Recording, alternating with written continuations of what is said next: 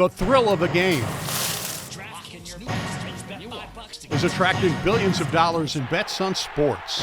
In 2024, Americans bet $148 billion on sports, while sports betting advertisements are reaching people of all ages, even kids. I have a little kiddo that is 7 and talks about gambling and how he could bet on this and that, and he's 7 and stuff. And of course, with me being a treatment provider, I'm like, okay, let's talk about this.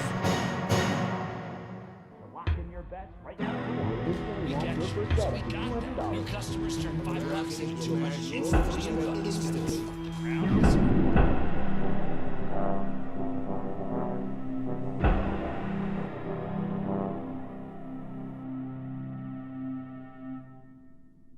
Harry Levant is a recovering gambling addict. April 27th will be 11 years since my last bet and my near suicide attempt. As an attorney, he stole nearly $2 million from his clients to feed his gambling addiction, spending 4, 5, 6 nights a week in casinos. I started taking money. As you know, I used to be a lawyer. I was a lawyer for a little more than 20 years. I'm now a disbarred lawyer. Today, Harry is helping others with their addictions as an internationally certified gambling counselor. He warns we are in the early stages of a growing public health crisis, with sports becoming an equivalent of a nonstop slot machine. Gambling, we have known for more than 12 years, is an addictive product, just like heroin and opioids and tobacco and alcohol and cocaine. A simple smartphone gives you access to the odds, to games anywhere in the U.S. and around the world. It's at our fingertips. Technology has made it so all forms of gambling are at our fingertips at all points in time. Tegan Scholl helps those with gambling problems at Heritage Behavioral Health in Decatur. That individual lacks impulse control. Once a gambling disorder kind of takes over and stuff like that, it's that impulse control. They want to do it when they want to do it. I'm sitting here right now as we record this. It's 3 o'clock in the afternoon. I have a phone in my hand.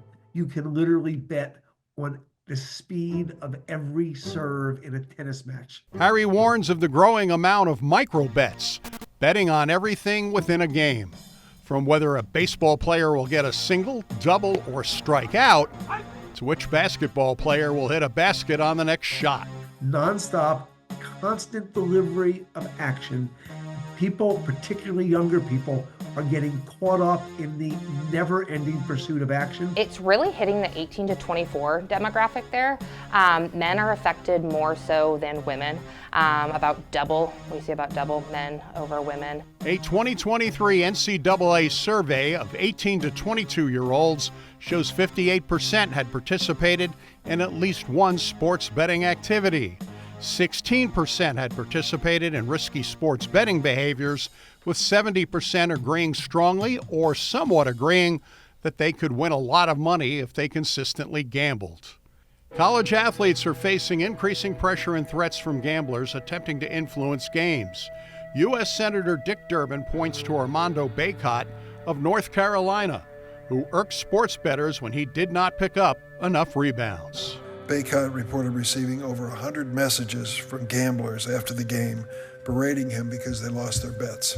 Armando Bacot having what he thought was a pretty good game in the tournament in which UNC actually won, and getting more than 100 messages directed at him because he didn't get, quote-unquote, enough rebounds. We're one of the largest online gaming companies in the country right now. Lori Kalani is the Chief Responsible Gaming Officer at DraftKings. Whether you're a casual bettor or somebody who spends more time, betting and placing wagers, everybody should set a budget. Lori tells WAND News DraftKings provides responsible betting tools on its betting platforms to assist bettors managing their time, budget, and amounts they bet. So if somebody wants to set their budget on a daily basis and someone else wants to set their budget on a monthly basis, there's optionality to do that. DraftKings has opened a sports book at Wrigley Field in Chicago where people can wager on sports. The Illinois Gaming Board has set up a voluntary self-exclusion list made up of more than 15,000 bettors who exclude themselves from wagering in sports books online or casinos. For those who are addicted to sports betting, DraftKings says there's no place for those individuals on their platforms. We work very closely with the state of Illinois as well as every other state to make sure that people who have self-excluded or been involuntary excluded from gaming in that state, we make sure that they are blocked on our system. As far as advertising, which frequently features athletes, Harry Levant believes the federal government and states need to implement more controls over what you see over the air. We regulate tobacco advertising, we regulate pharmaceutical advertising, we regulate alcohol advertising. Right now, it's the wild, wild west with gambling advertising. DraftKings recently worked with the NBA and NFL to release a new responsible gaming ad. I'm Doug Wolfe reporting for WAND Investigates.